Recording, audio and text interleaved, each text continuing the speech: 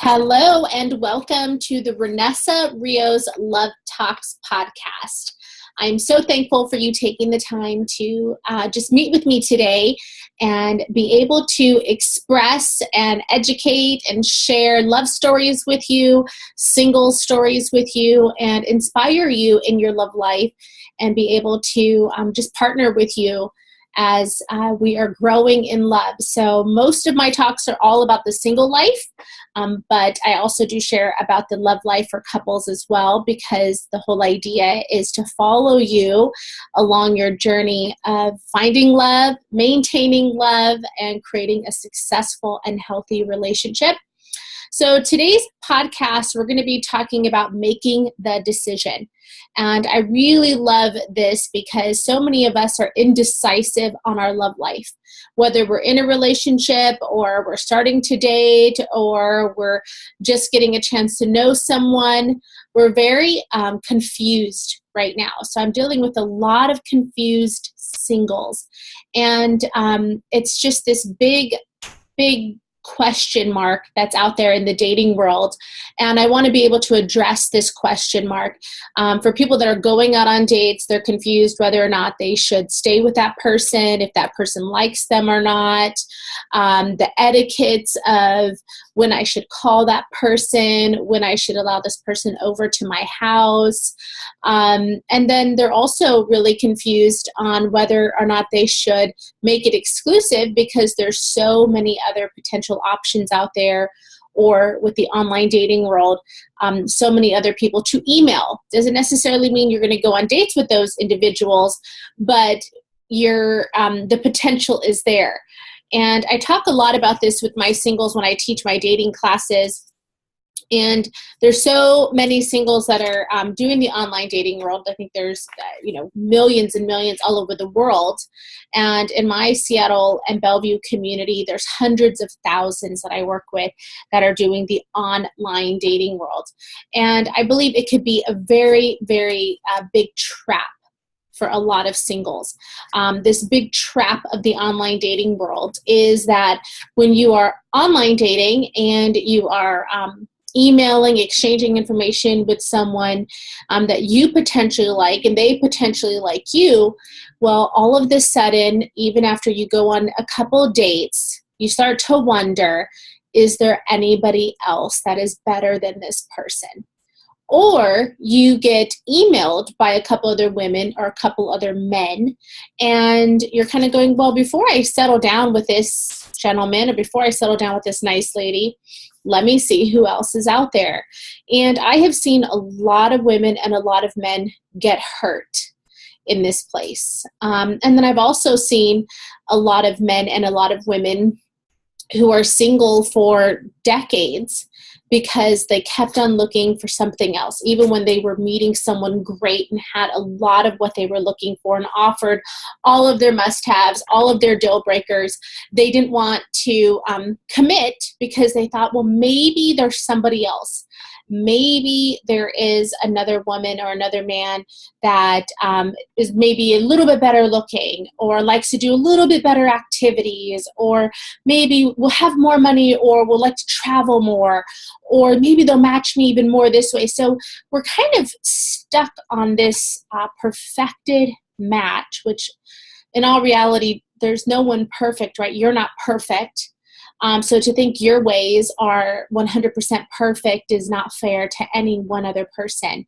And it can be very judgmental and critical.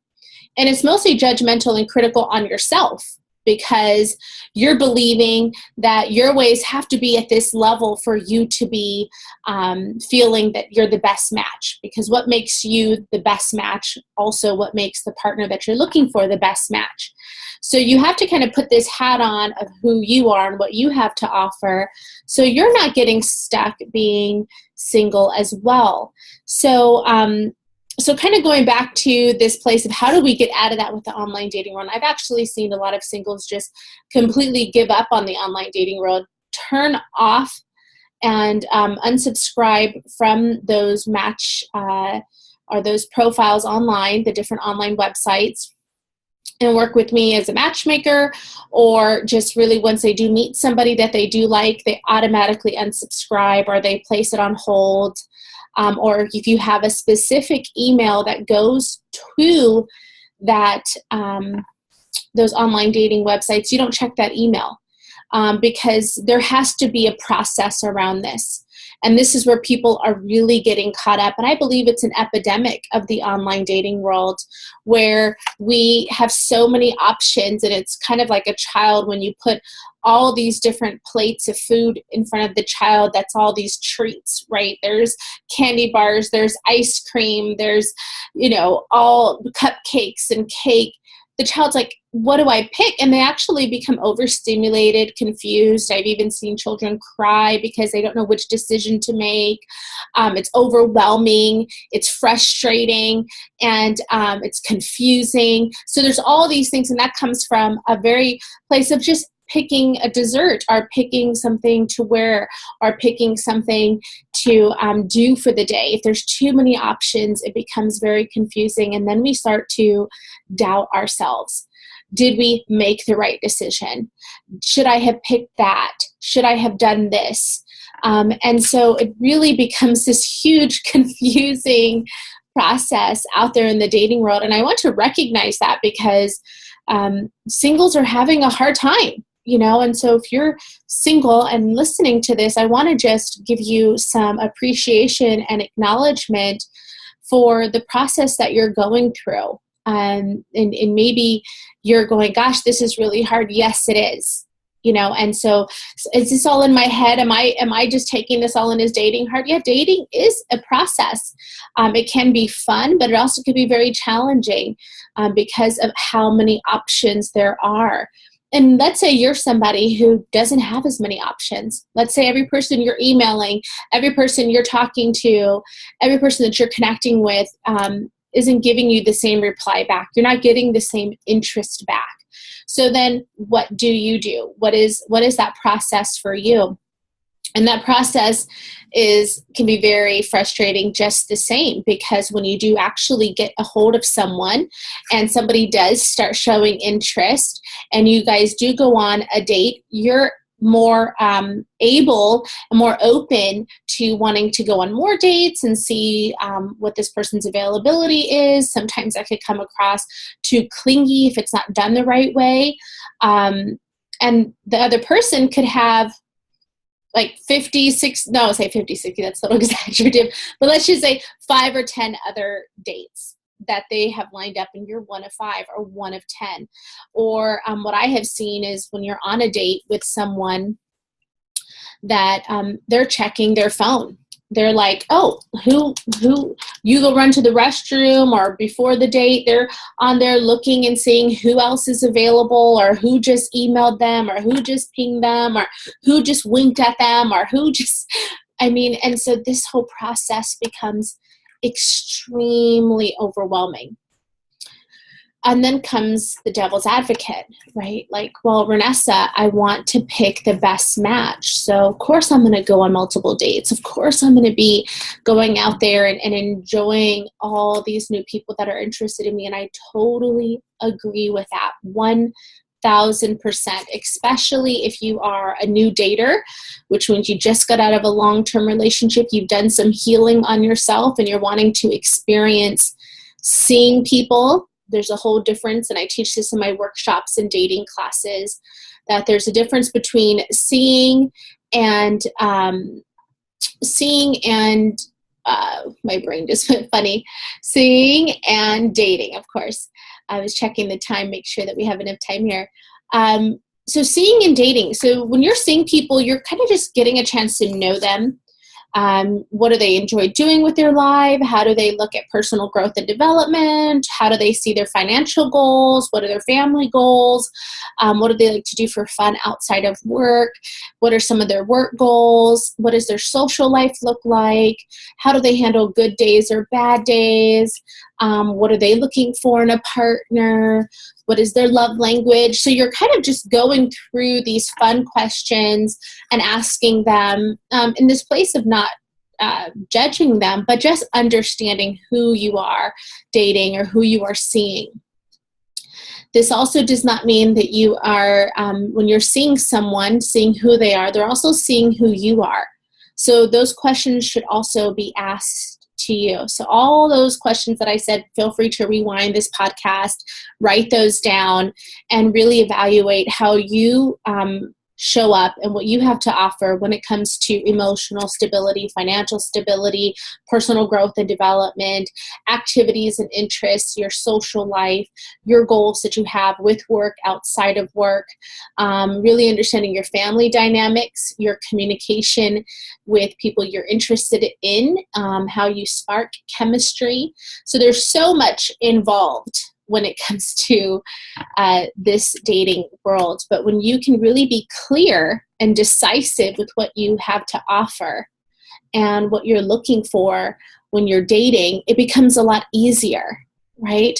It's kind of like with your resume, if you just put it out there to anywhere, if you're kind of open to any place calling you, right? So if you have a technology resume and you have all of these fast food restaurants calling you, and they want you to be a line cook or they want you to be inside of the kitchen, well, that doesn't really match your resume, right?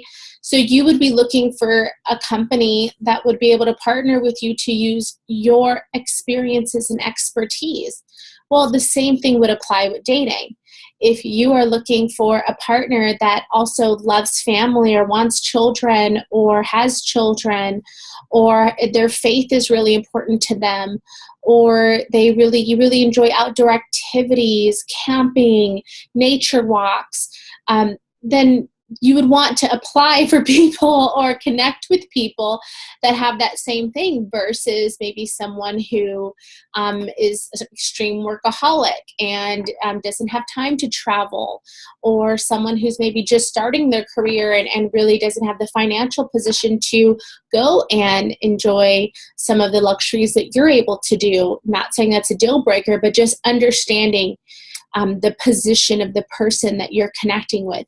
Doesn't make it good or bad. It doesn't mean we have to judge this person that we're going on a date with. It just means, is this a good partnership for me? And as you start to grow into, are they a good partner for you? Are they a good connection for you?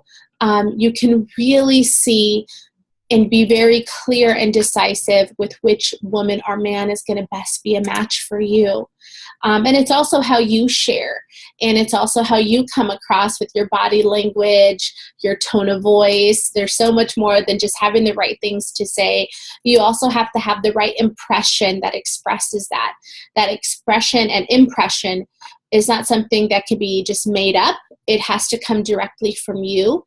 I can tell you that I've worked with a lot of singles that don't realize their body language or tone of voice or eye contact is off.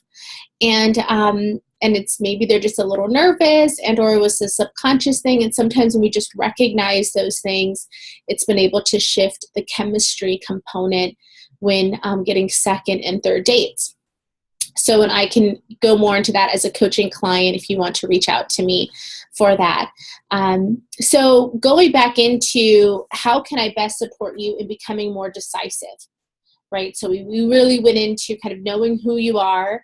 And then also when you're out there in the online dating world or you're going to single events, or like when I work with my matchmaking clients or my coaching clients, I really like to create a either singular process where if you really connected with someone and you really like that person, I would say let's go ahead and explore that person and see what that person has to offer and see what you have to offer that person to see if you guys are a really good match.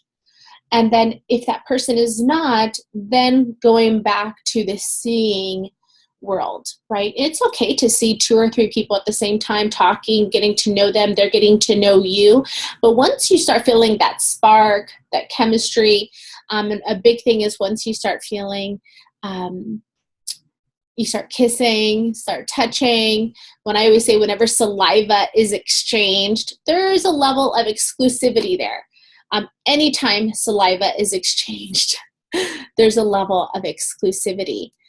So if you're going to be kissing someone, and I know kissing to me is a very intimate thing. I enjoy kissing. I love kissing my husband.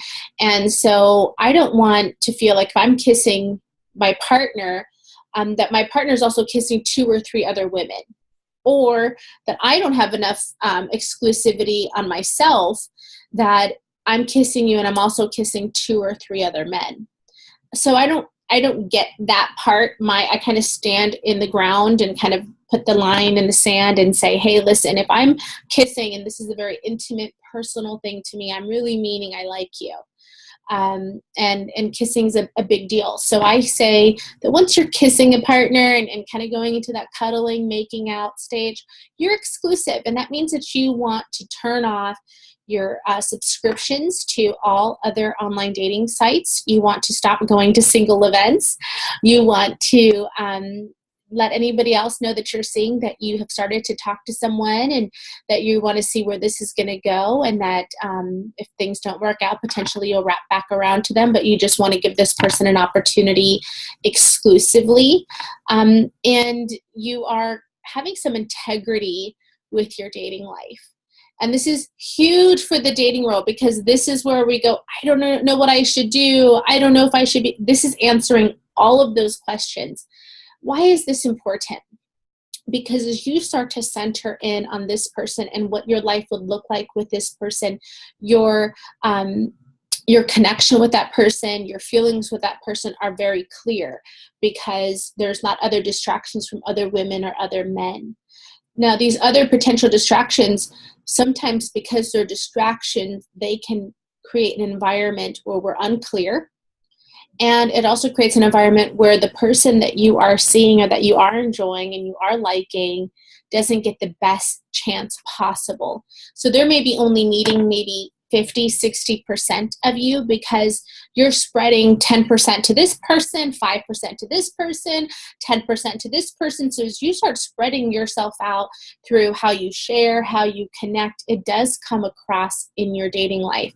So you will only be sharing maybe 60% of who you are. And that's a really big deal, because I don't want to meet 60% of my partner. I want to meet 100% of my partner. I want to see what makes him laugh. I want to see what brings him joy. I want to see what he likes about work, or what he doesn't like about his job, or what he's wanting to shift into, or about his family, or about where he is growing and what he wants for his life. And I don't want to feel like he's having to share that with me and then share that with 4 or 5 other people just to see who I am. So really be in this place of, once you start getting into that more intimate place, create some separation for that person and yourself, so you can be clear with who you're meeting there and give them that time. And I think if we start doing this as an overall, as a matter of fact, I know as we start doing this, then our success rate is going to be higher when it comes to creating a healthy and loving relationship, because we're not sitting there giving people a partial experience of who you are. You're also not getting partial experiences of other people. You're also clear and decisive of, I want to explore this person. I want to get to know them a little bit more. You're very open to the fact of, what would my life look like if this person was in my life, versus trying to separate that with other partners. And you're also taking away from being distracted with the emails from other websites, other matchmaking companies, single events, and all of those things. So I suggest getting one email account, putting those emails to all these online or singles events companies, whether it's online, matchmaking, meetups, all those great things, and put them to one email account. You can shift this. It might take you about a half hour, but you can go and do that. Don't use your personal one. Use a secular email account that doesn't have your first and last name, and go ahead and create that. And then once you do start exploring someone, just turn off the notifications for that email account. So it's not notifying you on your phone. It's not dinging you in the middle of the night. It's not dinging you in the middle of dates. It's not dinging you. And really go, I want to get to know who this person is, because right now, this person is wanting to invest in me. right? This person is wanting to connect with me, and honor that that person wants to get a chance to know you, and honor the fact that you want to get a chance to know this person, and really take it to this level of experience, not judging them. It takes sometimes up to 4 dates before we really start to get to know that person, because usually the first few dates we're meeting 50%, 70%, 80%, 90%, 100%. So realizing this is on an overall basis. I remember meeting my husband. It wasn't until the 3rd or 4th meeting that we had that I was like, I really am getting not only to enjoy this person, but I'm really liking him, and I would like to see more about him. And then it wasn't until the 4th meeting and 4th date that we really got into like kissing and doing that. It didn't happen on the first time. It didn't happen the second time. So it's really because I know that we were just getting a chance to know each other. He was meeting probably about 60 to 70% of me because I was seeing and talking to other potential people that were interested in me and in his life, whatever he was doing as well. So you have to realize that when you're in this dating world, you are energetically, spiritually speaking, you are being divided to these different areas of your life. So is that person going to get a chance to meet 100% of you? No. And in reality, there should be some boundaries. You shouldn't just go and say, hey, this is all who I am. No, leave some breadcrumbs of your passions. Leave some breadcrumbs of things you like to do to open up more time with you, experiences with you, because time is the truth teller. So we could match really good on paper, really good in person, but then after maybe 3 months, we start realizing our time is not the same of a priority. Our goals maybe aren't aligned. How we communicate is not as affectionate as we would prefer. Our intimacy time is not the same that we thought it would be. There could be so many things that can shift over time. And then does it make it good or bad? But it's how we communicate, right? So if I go to you and say, hey, I feel like there's some distance. I feel like I need more time. I feel like we're not seeing each other as often as we used to. And if that person chooses to, let me make some time for you, awesome. If that person chooses to not, then at least we know. And we're clear about it. We tried it. We gave it our all. And if we need to end that relationship, we do it in a respectable way where we say it was super nice connecting with you, getting a chance to know you. But what I'm looking for in my needs of what I need in a relationship isn't working out here. And so I just think that it's best that we go our separate ways, and I wish you the best. And you can choose if you want to be friends with that person and see them still. I say that once you end a relationship, it's important to end and sever those ties at the beginning so you can refocus back on yourself, what you learned from that relationship. What did you gain from that relationship? What was given to you from that relationship? What did you give in that relationship? And being very clear if there's any healing or anger or resentment that is not residing inside of you, because you're going to carry that on to your next relationship energetically, spiritually speaking. And so being able to be clear about that. We're covering so much in this podcast, but I really feel that it's important because I know there's so many singles that are confused with online dating, confused about what to do on dates, confused on how a relationship can look. And I'll go into more questions, but I wanted to just share this with you as well for all my YouTubers out there. So to kind of end that, and then once the relationship is over, then you can go back to that email that you had that you weren't checking, and you can open it back up, and you can go and subscribe back to your meetup groups, or go back and subscribe to your online dating sites, or go back and let your matchmaker know that you're available for more dates. Whatever the case is, you were loyal, intentional, trustworthy the whole entire time. And that's for yourself, right? Because whether that partner worked out or not, you know you are being loyal and trustworthy and honest to you, and you have to feel that within yourself. And then going into the dating world and so on and starting over again, which is okay because now you get to start over with new experiences, with new understandings, with new beginnings, with new opportunities. And you stay in this process of getting to see people, then go into dating the one that you feel that there's the most connection with. And then staying open to new opportunities along the way. So not just putting all your eggs in one basket or just putting your resume to the same technology company. You want to put it into multiple companies.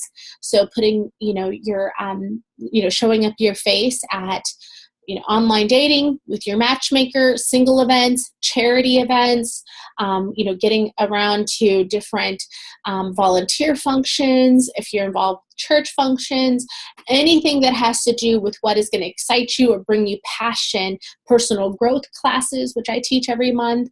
So whatever that looks like for you, really being open to experiencing that for yourself, so you can have as many opportunities to meeting the right person that matches you, because you're clear with what you have to offer, and you're not going to put your resume with the wrong people, right? So if they don't have the time or the openness or the same activities or the same interests, or maybe religious preferences, ethnicity preferences, family preferences, there's so much, right? But that's who you are, and embrace who you are, and then be able to go out there with a clear mind and share who you are, see who's out there. And then once you become dating, really know how to become exclusive to explore that person so they could get a chance to meet not just 50% of you, but 100% of who you are. And then I know that this process has worked for thousands of singles that are now in healthy and happy relationships. And the key to that was once they started to explore that person and they became exclusive, they turned off all their online dating profiles, unjoined all their single meetup groups, let their matchmaker know they don't want to be matched. They were really clear with wanting to explore that versus having distractions and emails and other people connecting with them. And it didn't end up well because they always felt that there was something better. And I have seen singles really get hit in the butt on that one, where they're single for decades. So I don't want that to happen to you. So I'm giving you this advice on how to be clear and intentional with your dating life to have the most success possible. So that is my Love Talks show today. Check back in with us weekly. Follow me on YouTube at Renessa Rios. Follow me on Facebook at Renessa Rios, and Instagram, and all of those wonderful avenues out there. And you can also get more information about me and my coaching programs, my matchmaking services, and my single events at matchdatelove.com. And we are doing some romance boot camps, some dating boot camps. I would love to have you a part of those. We offer those online and in person. So all over the world, you can have access to what I can bring to you to help you in your love life. Thank you so much. I look forward to connecting with you. Remember that you have the light of love inside of you. You just need to share it. Okay, so share yourself with as many people as you can with your passion, your smile, and invite people into your life as new friends. And I know the right partner will show up for you. All my hugs and love to you. Have a wonderful week. Take care.